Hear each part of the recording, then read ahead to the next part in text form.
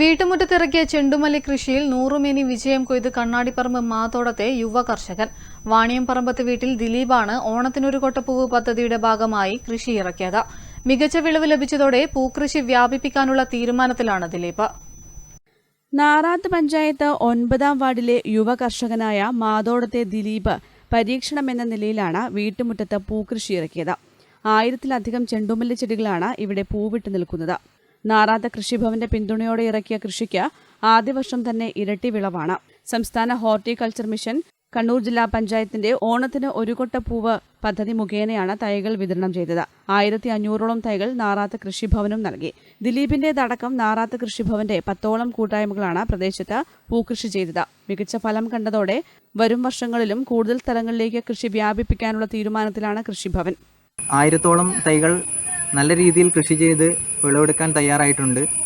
ഇപ്പോൾ നമ്മൾ മല്ലിക കൃഷിക്ക് കഴിഞ്ഞ മാസങ്ങളിൽ പെയ്ത അധികം കിട്ടിയ മഴ കൃഷിയെ കുറച്ച് ബാധിച്ചിട്ടുണ്ട്. ചില തൈകളൊക്കെ ആ ചീച്ചൽ ബാധിച്ച് പോയിട്ടുണ്ട്. അതൊഴിച്ച് ബാക്കി കീടബാധകളൊന്നും തൈയിൽ നിലവിലുണ്ടായിട്ടില്ല. വളരെ ഒരു പരീക്ഷണാടിസ്ഥാനത്തിൽ ചെയ്ത കൃഷി വളരെ വിജയകരമായിട്ടാണ് ഇപ്പോൾ ഉള്ളത്.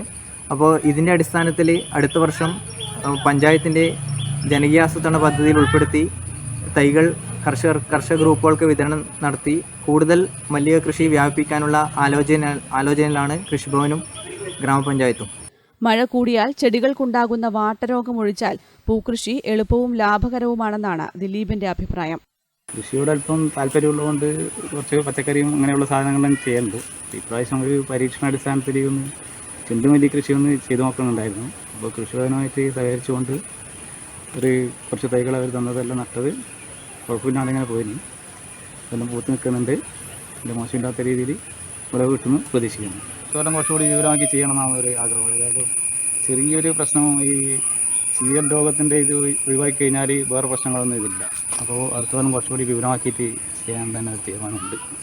പെയിന്റിംഗ് കോൺട്രാക്ടറായ ദിലീപ് ഒഴിവ് ദിവസവും രാവിലെയും വൈകുന്നേരവുമാണ് കൃഷിക്ക് സമയം കണ്ടെത്തുന്നത്. വീട്ടുമുറ്റം കേന്ദ്രീകരിച്ച് തന്നെ പൂക്കളുടെ വിപണി ഒരുക്കാനാണ് ദിലീപിന്റെ തീരുമാനം.